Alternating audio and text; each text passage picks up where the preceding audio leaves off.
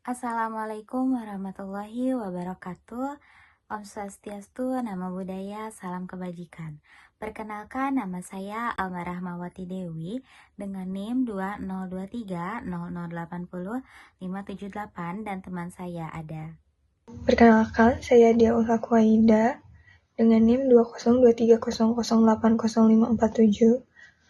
Kami dari kelas MN23O. Di sini kami akan menjelaskan tentang proyek ujian akhir semester pada mata kuliah Sistem Informasi Manajemen. Jadi pada slide ke-1 saya akan menjelaskan tentang desain DBMS. Berikut merupakan diagram visual ERD berdasarkan data dengan menggunakan aplikasi Draw.io. Jadi ada tabel pada desain DBMS-nya. Yang pertama itu ada transaksi detail. Jadi transaksi underscore ID isinya produk ID, quantity, total underscore amount. Lalu selanjutnya ada produk. Dalam tabel itu berisi ada produk underscore ID, kategori, price underscore per underscore unit. Lalu selanjutnya bisa ke customer. Customer ini isinya ada customer underscore ID, gender, age. Lalu selanjutnya yang terakhir itu ada transaksi. Transaksi underscore ID, date, and customer underscore ID. Lalu selanjutnya itu ada desain data warehouse star schema. Tujuan daripada merancang struktur data warehouse yaitu untuk mendukung analisis data, historis, dan pelaporan. Maka dari itu perlu mengubah data OLTP menjadi model star schema yang terdiri dari satu fakta.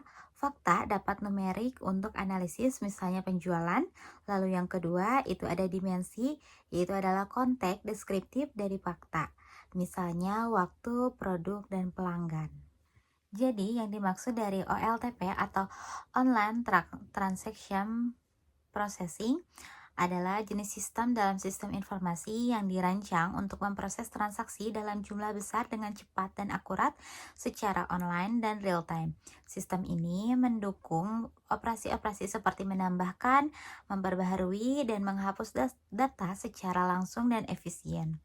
OLTP banyak digunakan dalam aplikasi bisnis sehari-hari seperti sistem kasir, perbankan online, pemesanan tiket, dan platform e-commerce. Ciri utama OLTP adalah kemampuannya untuk menangani banyak transaksi kecil secara simultan dengan kinerja kecil secara simultan dengan kinerja tinggi dan waktu respon yang cepat.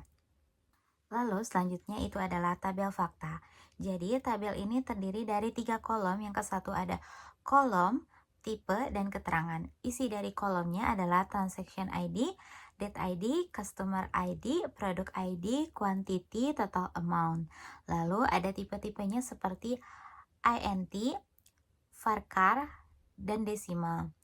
Jadi terdapat keterangannya seperti primary key, FK ke dim date, FK ke dim customer, FK ke dim produk, bisa dipakai kategorinya, jumlah unit, dan harga total. Selanjutnya, INT atau integer adalah tipe data dalam sistem basis data yang digunakan untuk menyimpan nilai berupa bilangan bulat, baik positif maupun negatif, tanpa angka desimal. Tipe data ini sangat cocok digunakan untuk data seperti ID pengguna, jumlah barang, usia, atau nilai yang tidak memerlukan pecahan, karena INT hanya menyimpan bilangan bulat. Penggunaannya efisien untuk data numerik yang tidak memerlukan presisi angka di belakang koma.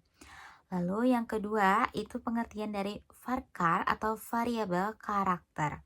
Varchar adalah tipe data yang digunakan untuk menyimpan teks atau karakter dengan panjang yang bervariasi. Dibandingkan dengan tipe data berkarakter tetap seperti char, faktar lebih efisien dapat dalam penggunaan ruang penyimpanan karena hanya menggunakan jumlah ruang yang sesuai dengan panjang data aktual. Lalu selanjutnya itu adalah desimal atau fixed point desimal. Desimal adalah tipe data numerik yang digunakan untuk menyimpan angka desimal dengan presisi tetap. Artinya jumlah dikit sebelum dan sesudah titik desimal bisa diatur. Tipe data ini sangat penting untuk aplikasi keuangan atau akuntansi di mana presisi angka terutama yang melibatkan uang tidak boleh lebih, hilang karena pembulatan, misalnya tipe data desimal dalam kurung 10,2. Memungkinkan penyimpanan angka hingga 10 digit dengan 2 digit di belakang koma seperti 1, 2, 3, 4, 5, 6, 7, 8, 9, dan 0 lagi ya. Jadi tidak ada 10. Selanjutnya itu ada tabel dimensi, yaitu yang terdiri dari beberapa poin seperti A, dim customer itu ada customer ID, gender, dan age. Tipenya masih sama seperti varchar atau int. Lalu dim produk juga masih sama, tetapi kolomnya berbeda, hanya ada produk ID, kategori, dan price per unit. Lalu di sebelah sini ada star skema visualisasi. Jadi yang ke satu itu adalah dim customer, yang lalu di bawahnya itu ada dim date, fact sales, lalu dim product. Saya akan menjelaskan tentang simulasi proses ETL manual. Yang pertama ada extract, yaitu data diambil dari sumber data penjualan tanpa merubah struktur apapun yang bertujuan untuk seed source data agar dapat ditransform dan load. Lalu yang selanjutnya yaitu transform, yaitu dengan tujuan membersihkan, menggabungkan, dan mengubah struktur data menjadi bentuk yang sesuai dengan format dari masing-masing dimensinya. Yang pertama ada dim customer atau dimensi customer, di mana kita mengambil data customer yang unik seperti customer ID, gender, dan umum. Lalu yang selanjutnya ada dim product atau dimensi produk. Kita akan menggabungkan kategori dan price per unit untuk membuat produk ID yang unik. Contohnya kategori beauty, price per unit 50, lalu produk ID yaitu beauty 50. Lalu kita akan ekstrak kembali kategori dan price per unit menggunakan index plus match. Lalu yang selanjutnya ada dim date atau dimensi date. Kita akan mengekstrak tanggal transaksi atau date menjadi informasi dimensi seperti tanggal, bulan, tahun, nama, dan hari. Lalu yang selanjutnya ada fact sales, yaitu kita akan membentuk tabel fakta dari transaksi. Yang pertama menghubungkan ke dim date menggunakan date ID, lalu yang kedua menghubungkan ke dim product dan dim customer. Lalu yang selanjutnya adalah load pemuatan ke data warehouse. Semua tabel yang sudah kita miliki, struktur standar data warehouse, yang pertama yaitu tabel fakta berisi data transaksi plus foreign key. Yang kedua, tabel dimensi berisi atribut dan deskriptif. Lalu yang terakhir yaitu analisis data locker studio. Yang pertama ada data berdasarkan kategori barang, di mana clothing memiliki memiliki tingkat tertinggi, di mana sebanyak 350, lalu diikuti oleh electronics, lalu beauty.